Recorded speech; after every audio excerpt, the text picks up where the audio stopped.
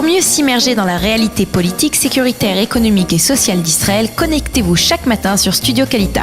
Daniel Haïk vous y attend pour sa revue de la presse. Il est 8h30, heure de Jérusalem, 7h30 à Paris. C'est l'heure de la revue de la presse et des médias israéliens de ce vendredi matin. Et je vous le disais en titre, c'est le titre important de cette matinée et il est répercuté, on va le dire, dans l'ensemble des quotidiens israéliens, en particulier dans le Maariv de ce matin, dans le Israël Hayom et dans les Hadashot du consortium de radio-télévision Cannes. Tous ces médias et journaux révèlent que le conseiller juridique du gouvernement, Avichai Mendelblit, et son équipe de juristes ont terminé l'étude des dossiers 1000, 2000 et 4000 et qu'il devrait prendre dans les prochains jours une décision déterminante. Selon les rumeurs qui circulent, le conseiller juridique du gouvernement devrait annoncer durant la 3e semaine de février sa décision d'inculper ou non Binyamin Netanyahou. Les quotidiens et les médias israéliens croient savoir que le conseiller juridique Mendelblit a décidé de ne pas donner suite à la requête déposée la semaine dernière par les avocats de Binyamin Netanyahou, une requête visant à repousser la décision de Mendelblit au lendemain des élections du 9 avril. Et donc, il s'apprête, Avichai Mendelblit, à faire savoir aux avocats de M. Netanyahou qu'il prendra sa décision donc dans les toutes prochaines semaines, c'est-à-dire avant même la fin du mois de février. Dans l'entourage de M. Netanyahou, on proteste avec véhémence contre l'intention de Mendelblit de publier ses conclusions avant les élections, tout en sachant que la procédure d'audience qui prendra près d'un an, en tout cas selon les juristes, aura à peine été entamée. Le conseiller Mendelblit a cédé aux pressions de la gauche et de la presse israélienne, a déclaré hier le Premier ministre lui-même, suscitant, comme je vous le disais, dans le premier journal d'information, de très vives réactions, en particulier de la part des responsables de la gauche israélienne. Le Israël Hayom publie ce matin en manchette son premier sondage, un sondage réalisé conjointement, il faut le souligner, avec la chaîne d'information i24 News.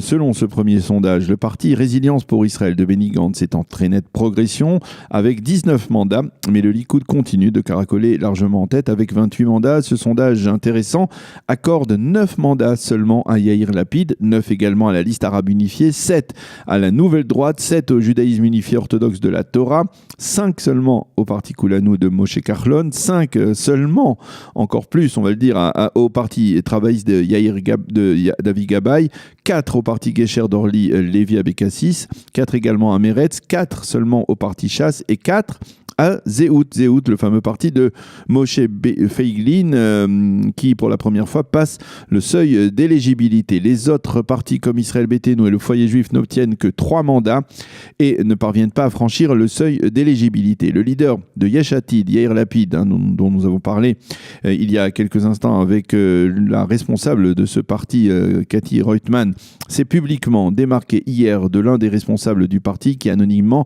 aurait affirmé que Lapid ferait tout pour éliminer politiquement Benny Gantz. Lapid a affirmé qu'il y avait actuellement des pourparlers en vue de la formation d'un bloc de centre-gauche qui puisse rivaliser avec le Likoud. Dans le cadre de ces négociations, révèle le Israël Hayom, il serait question de faire entrer dans ce nouveau bloc un nouveau candidat populaire, assez populaire en tout cas, l'ancien chef d'état-major de Tzahal, le général Gabi Ashkenazi.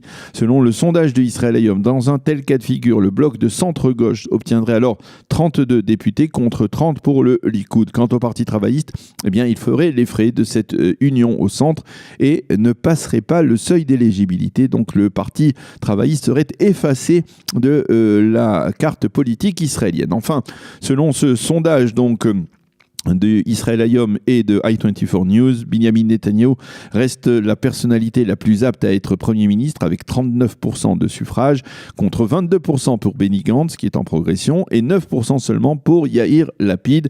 À noter que ces résultats seront commentés dimanche soir sur la chaîne i24 News.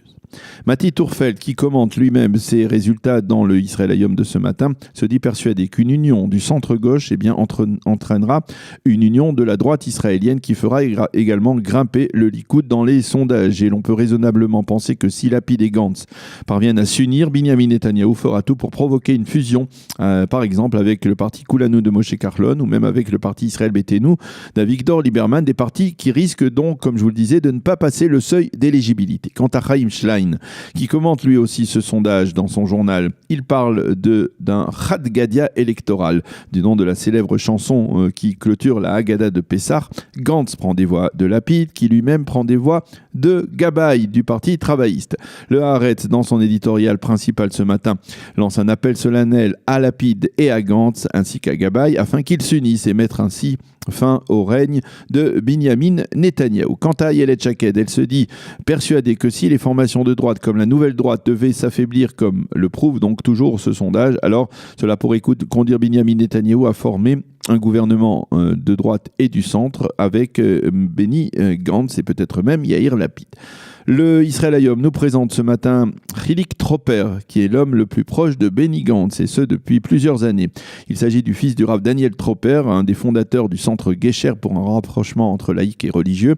Et s'il le souhaite, eh bien, il entrera dans la liste électorale de Benny Gantz à une place réaliste, mais il n'a pas encore décidé donc d'entrer dans l'arène politique. Le Makor Rishon, qui paraît le vendredi, revient lui aussi sur le discours de Benny Gantz mardi soir, et Orly Goldland écrit ce matin en une du journal: dans son discours mardi, Benny Gantz s'est posé en alternative de Binyamin Netanyahou, mais il n'a pas détaillé son programme d'action. Il n'est pas parvenu à expliquer ce qu'il avait de différent des autres candidats de la gauche et comment il avait l'intention justement de parvenir à remplacer Netanyahou.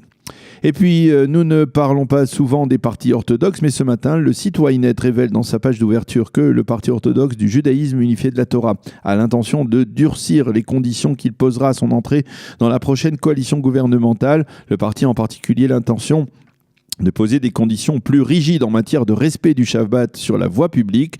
Et c'est pour les dirigeants orthodoxes la conséquence des travaux qui sont actuellement effectués durant chaque Shabbat pour le développement des chemins de fer israéliens, en particulier dans le centre de Tel Aviv.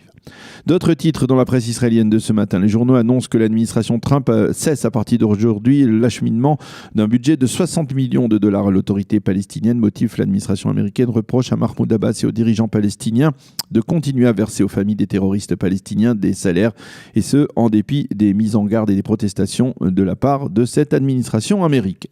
Les quotidiens israéliens dans l'ensemble se font l'écho ce matin d'un exercice militaire qui a été effectué hier par la marine israélienne au large des côtes israéliennes. L'exercice consistait à repérer un bateau suspect et à le détruire. L'exercice aurait été particulièrement concluant. Et puis un sondage publié ce matin par le site Ynet révèle qu'un quart des étudiants israéliens d'origine éthiopienne a déjà vécu sur sa chair, on peut le dire, des actes de racisme contre la couleur de la peau de ces étudiants d'origine éthiopienne. Certains nous demandent pourquoi nous sommes venus dans ce pays, affirment ces étudiants. Ce sondage a été réalisé dans le cadre de la vague de protestations venant de la communauté des originaires d'Éthiopie, qui s'est traduite avant-hier, vous le savez, par une grande manifestation de protestation à Tel Aviv. Et puis, nous restons dans le site Ynet qui publie les données météorologiques du mois de janvier en Israël, un mois qui a été particulièrement pluvieux.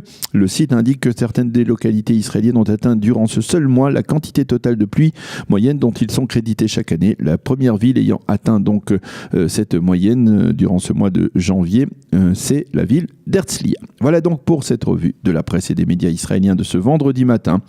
Nous allons marquer une pause et on poursuit nos programmes dans quelques instants. Pour mieux s'immerger dans la réalité politique, sécuritaire, économique et sociale d'Israël, connectez-vous chaque matin sur Studio Kalita.